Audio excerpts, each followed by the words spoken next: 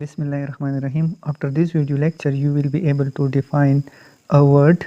You will be able to differentiate between phrase and sentence. You will be able to define a paragraph, and you will be able to identify the different components of a paragraph. So first of all, I will try to make you understand what is a letter. Let's define it.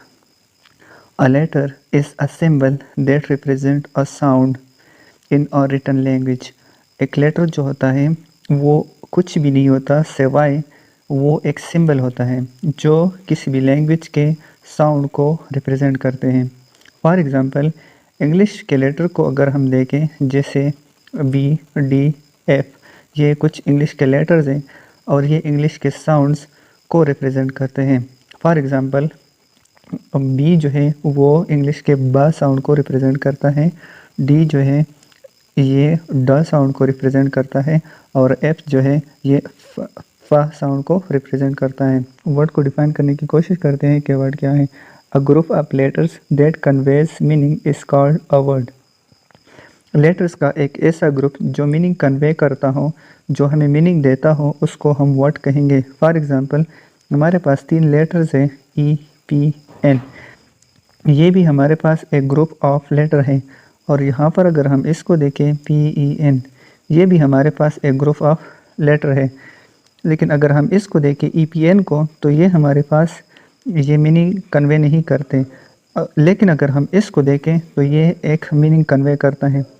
सो हम इसको word तो नहीं कह सकते ये E P N, इसका हम क्यों वर्ड नहीं कह सकते क्योंकि ये मीनिंग कन्वे नहीं करता। और अगर हम इसको देखें पी ई एन को तो ये एक मीनिंग कन्वे करता है। इसका मतलब है एक ऐसा डिवाइस जिसकी मदद से हम लिख सकते हैं या जिसकी मदद से हम लिखते हैं, तो इसको हम वर्ड कहेंगे, जबकि इसको हम वर्ड नहीं कह सकते। क्यों? क्योंकि इसकी कोई मीनिंग नहीं है, कोई मीनिंग ये कन्वे नहीं करता। हाँ, ग्रुप ऑफ लेटर्स है लेकिन ये मीनिंग नहीं कन्वे करता। और ये हमारे पास ग्रुप ऑफ लेटर्स भी है और मीनिंग भी कन्वे करता है, so it is a word. कुछ एक्सेप्शनल केसेस भी है, जैसे कभी कभार हमारे पास कुछ आर्टिकल्स आते हैं जैसे ए हो गया, जैसे एन हो गया, तो ये एक सिंगल लेटर्स होते हैं और ये हमारे पास पेयर ऑफ लेटर है, लेकिन ये भी मीनिंग कन्वे करते हैं। तो बाज़ औक़ात ये कुछ एक्सेप्शनल चीज़ें हैं, इसको हमने देखना होता है। बाकी ग्रुप ऑफ लेटर्स जो मीनिंग कन्वे करे उसको हम वर्ड कहेंगे। अब आते हैं फ्रेज़ की तरफ कि फ्रेज़ क्या होता है। A group of words which does not make a complete sense is called a phrase. Words का एक ऐसा ग्रुप जो कंप्लीट मीनिंग कन्वे नहीं करता, जो एक कंप्लीट सेंस नहीं बनाता, उसको हम फ्रेज कहते हैं। फॉर एग्ज़ाम्पल अगर इसको हम देखें ऑन द टेबल, टेबल पर, तो ये इसके कोई हाथ सेंस नहीं बनता।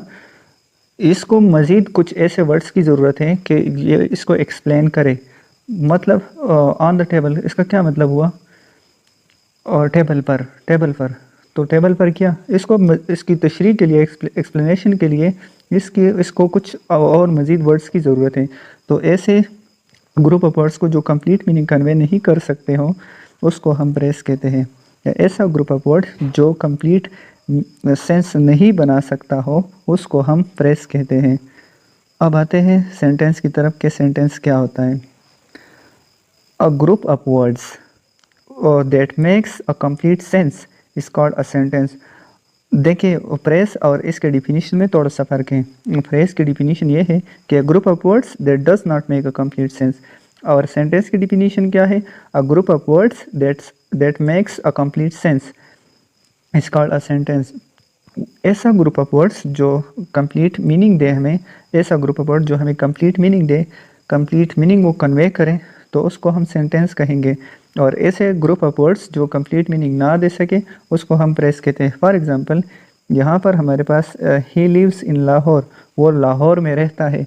सो यहाँ पर ये एक कंप्लीट सेंस बनाता है, कंप्लीट मीनिंग देता है। लेकिन अगर हम ऊपर फ्रेज की डिफिनीशन को देखें या फ्रेज की एग्जांपल को देखें, जैसे यहाँ पर है ऑन द टेबल, तो ऑन द टेबल क्या मतलब हुआ? टेबल पर। तो इसको मज़ीद एक्सप्लेनेशन की ज़रूरत है ना। तो दोनों में डिफरेंस यही है सेंटेंस और फ्रेज में, कि फ्रेज भी ग्रुप ऑफ वर्ड्स है और सेंटेंस भी ग्रुप ऑफ वर्ड्स है। लेकिन प्रेज कंप्लीट सेंस नहीं बनाता, और लेकिन सेंटेंस जो है वो एक ऐसा ग्रुप ऑफ वर्ड्स होता है जो कंप्लीट सेंस बनाता है।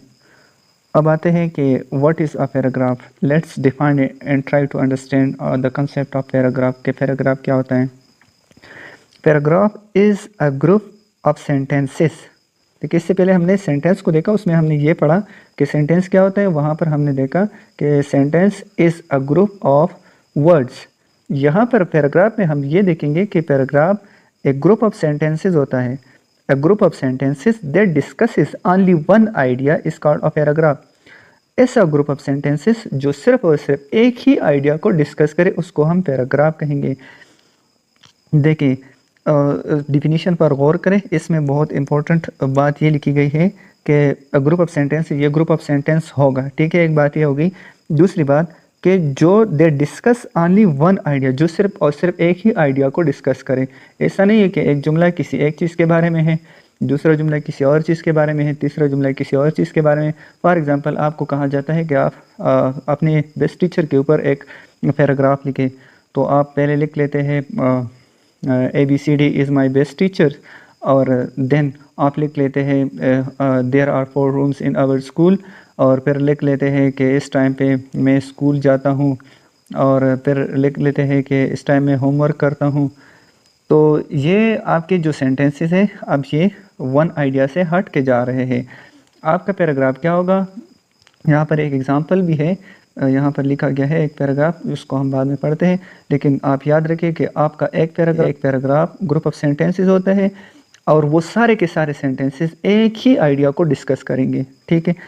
उसमें आप कोई और आइडिया अगर ऐड करेंगे, एक ही पैराग्राफ में आप एक सेंटेंस एक आइडिया का लिखते हो, एक चीज़ के बारे में लिखते हो, दूसरा सेंटेंस किसी दूसरी चीज़ के बारे में लिखते हो, तीसरा सेंटेंस किसी तीसरी चीज़ के बारे में लिखते हो, चौथा सेंटेंस किसी और चीज़ के बारे में लिखते हो, और आप अगर ये कहते हैं कि ये मैं एक पैराग्राफ लिख रहा हूँ, so it is not a paragraph. Paragraph क्या होगा? ग्रुप ऑफ सेंटेंस होगा, और वो सिर्फ और सिर्फ एक ही आइडिया को डिस्कस करेगा। फॉर एग्जांपल, आप टीचर पर अपने बेस्ट टीचर पर पैराग्राफ लिख रहे हैं, तो आपके सारे सेंटेंसेस आपके टीचर से रिलेवेंट होने चाहिए। अगर आप स्कूल पे लिख रहे हैं, तो आपके सारे के सारे सेंटेंसेस आपके स्कूल के रिलेवेंट होने चाहिए। अगर आप किसी और टॉपिक पे कोई पैराग्राफ लिख रहे हैं, कोई भी स्पेसिफिक टॉपिक हो, आप अपने फेवरेट डिशेस के बारे में लिखना चाहते हो, तो आपके सारे के सारे सेंटेंसेस आपके डिशेस के बारे में होने चाहिए। Now let's try to define the components of paragraph.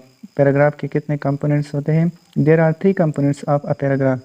जिस तरह इंसान के बॉडी के डिफरेंट पार्ट्स होते हैं, और वो सारे पार्ट्स एक एक करके एक बॉडी को बनाते हैं, उसी तरह पैराग्राफ के भी कुछ पार्ट्स होते हैं, और वो पार्ट्स मिलकर ही एक पैराग्राफ बनाते हैं। फॉर एग्जांपल, अगर हम ह्यूमन की एग्जांपल लेते हैं, जिस तरह ह्यूमन के लेग्स हो गए, हैंड्स हो गए, सर हो गया, और आंखें हो गई, जिस तरह कान हो गए, उसका फेस हो गया, ये सारी चीज़ें एक मिल कर ना एक इंसान बनाते हैं। अगर इसमें कोई भी चीज़ मिस हो जाती है, तो उसको फिर हम क्या कहते हैं कि ये इंसान जो है, या ये ह्यूमन जो है, ये क्या है? डिसेबल है। फॉर एग्जांपल, किसी का हाथ नहीं है तो हम कहते हैं ये डिसेबल है। अगर किसी का पाँव नहीं है तो हम कहते हैं ये डिसेबल है। किसी की आंखें नहीं है तो ये हम कहते हैं ये डिसेबल है। अगर ये सारी चीज़ें किसी इंसान में हो, सो हम कहते हैं कि ये इंसान जो है ये परफेक्ट है। उसी तरह अगर किसी पैराग्राफ में उसके सारे कंपोनेंट्स मौजूद हो, सो हम कहेंगे कि ये एक वैलिड पैराग्राफ है। अगर ये कंपोनेंट किसी पैराग्राफ में मौजूद नहीं हो, तो हम कहेंगे ये एक वैलिड पैराग्राफ नहीं है। टीचर के लिए भी ये है, अगर वो किसी स्टूडेंट के पैराग्राफ को असेस करते हैं, तो ये चीज़ें आप उनके पैराग्राफ में ज़रूर देखें। अगर कोई ऐसे राइटिंग आप उनकी असेस करते हैं, तो ये चीज़ें आप ज़रूर देखें कि क्या ये सारी कंपोनेंट्स उनके पैराग्राफ में लिखी गई है कि नहीं है। अगर आप खुद स्टूडेंट हैं, तो आपके पैराग्राफ में ये सारे कंपोनेंट्स होने चाहिए। सबसे पहला कौन सा है? टॉपिक सेंटेंस है। टॉपिक सेंटेंस जो होता है, ये it usually is the first sentence of a paragraph. और ये क्या करता है? इसका काम क्या है? It introduce the main idea of a paragraph. ये पैराग्राफ का जो मेन आइडिया है ना, वो इंट्रोड्यूस करता है। ये फर्स्ट सेंटेंस जो होता है, या ये जो टॉपिक सेंटेंस होता है, ये आपको ये बताता है कि ये पैराग्राफ किस चीज़ के हवाले से होगा। तो यहाँ पर वो उनका पैराग्राफ का जो मेन आइडिया होता है वो इंट्रोड्यूस हो जाता है। फिर दूसरा कंपोनेंट जो है वो है सपोर्टिंग डिटेल। अब सपोर्टिंग डिटेल क्या है? जिस तरह नाम से ज़ाहिर होता है कि ये क्या करेगा, सपोर्ट करेगा। देख, सपोर्टिंग डिटेल की डिफिनीशन को हम देखते हैं कि सपोर्टिंग डिटेल क्या है। It supports the main idea of a paragraph. ये पैराग्राफ के मेन आइडिया को सपोर्ट करता है। पैराग्राफ का मेन आइडिया कहाँ पर है? पैराग्राफ का मेन आइडिया टॉपिक सेंटेंस में इंट्रोड्यूस हुआ है। सबसे पहला जो सेंटेंस होगा आपके पैराग्राफ में यूजुअली वो आपका टॉपिक सेंटेंस होगा। टॉपिक सेंटेंस में वहाँ पे आप किसी आइडिया को इंट्रोड्यूस करेंगे और उसके बाद उस आइडिया को सपोर्ट करने के लिए, उसको एक्सप्लेन करने के लिए, उसको मुस्तहकम करने के लिए आप क्या करेंगे? सपोर्टिंग डिटेल में आप उसको सपोर्ट करेंगे। आप कैसे उसको सपोर्ट करेंगे? By providing details. आप डिटेल्स प्रोवाइड करेंगे। एग्ज़ाम्पल, आप अगर कोई आइडिया आपने इंट्रोड्यूस किया है टॉपिक सेंटेंस में, तो अभी आपने उसको क्या करना है? आपने उसको प्रूव करना है। तो कैसे प्रूव करेंगे? आप उसके लिए डिटेल को प्रोवाइड करेंगे। आप एग्ज़ाम्पल की मदद से उसको प्रूव कर सकते हैं। आप एक्सप्लेनेशन दे सकते हैं एंड एविडेंसेस, और आप एविडेंसेस देकर उस टॉपिक सेंटेंस का जो मेन आइडिया है उसको आप सपोर्ट करेंगे। और ये जो सपोर्टिंग डिटेल है, याद रखें टॉपिक सेंटेंस एक ही होगा और ये सपोर्टिंग डिटेल दो से ज़्यादा सेंटेंसेस पर मुश्तमिल होगा। लास्ट जो हमारे पास पैराग्राफ का जो कंपोनेंट है वो है कंक्लूडिंग सेंटेंस। अब कंक्लूडिंग सेंटेंस क्या होता है? The last sentence of a paragraph that repeats the main idea of the topic sentence but in different words. Concluding sentence जो होता है ये पैराग्राफ का आखिरी सेंटेंस होता है, ठीक है, और ये मेन आइडिया को ही रिपीट करता है, लेकिन वर्ड्स क्या होते हैं वो मुख्तलिफ होते हैं। इसको हम एग्जाम्पल की मदद से भी समझने की कोशिश करेंगे कि टॉपिक सेंटेंस क्या होता है, वो किस तरह आइडिया को इंट्रोड्यूस करता है। फिर सपोर्टिंग डिटेल क्या होता है, वो किस तरह टॉपिक सेंटेंस के आइडिया को एक्सप्लेन करता है, उसको सपोर्ट करता है। और कंक्लूडिंग सेंटेंस क्या होता है, वो किस तरह मेन आइडिया को रिपीट करता है और अल्फाज जो है उनके मुख्तलिफ होते हैं। याद रखना, यूजुअली जो पहला सेंटेंस पैराग्राफ का होता है वो है टॉपिक सेंटेंस। टॉपिक सेंटेंस के बाद जितने भी सेंटेंसेस होते हैं उसको हम सपोर्टिंग डिटेल कहते हैं, और सपोर्टिंग डिटेल के बाद यानी पैराग्राफ का लास्ट सेंटेंस जो होता है उसको हम कंक्लूडिंग सेंटेंस कहते हैं। और कंक्लूडिंग सेंटेंस क्या करता है? ये रैप अप करता है पैराग्राफ को, उसको समराइज करता है, और या जो मेन आइडिया है टॉपिक सेंटेंस का उसको रिपीट करता है बट इन डिफरेंट वर्ड्स। देखिए, ये हमारे पास एक पैराग्राफ है, इसमें ये कहते हैं teaching is often called the base of all profession. Teaching को अक्सर तमाम पेशों का बेस यानी बुनियाद कहा जाता है। ये हमारे पास टॉपिक सेंटेंस है और इसमें ये आइडिया इंट्रोड्यूस हो रहा है कि टीचिंग जो है is often called the base of all profession, कि टीचिंग को तमाम पेशों का बेस कहा जाता है, यानी टीचिंग से ही तमाम दूसरे पेशे जो है वो निकलते हैं।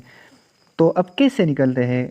अब इस बात को हमें एक्सप्लेन करने के लिए, इसको हमें मुस्तहकम करने के लिए, इस बात को हमें प्रूव करने के लिए एक्सप्लेनेशन की ज़रूरत होगी, एग्जांपल्स की ज़रूरत होगी, एविडेंस की ज़रूरत होगी, आर्गुमेंट्स की ज़रूरत होगी। तो अब इसको हम प्रूव करेंगे कि वाकई ऐसा है, तो उसको हम कहाँ पे प्रूव करेंगे? उसको हम इन सेंटेंसेस की मदद से प्रूव करेंगे। एज, जैसा कि, it helps build the foundation of every field, study and work, teachers share knowledge, shape young minds, and inspire future workers. Without good teachers, progress and new ideas would be hard to come by. Good teaching helps students think critically, solve problems, and be creative, which are important skills for any job. यहाँ पर इन job तक as it helps से लेकर यहाँ से लेकर as it helps यानी यहाँ से लेकर यहाँ इन जॉब तक, ये हमारे पास क्या है? सपोर्टिंग डिटेल है।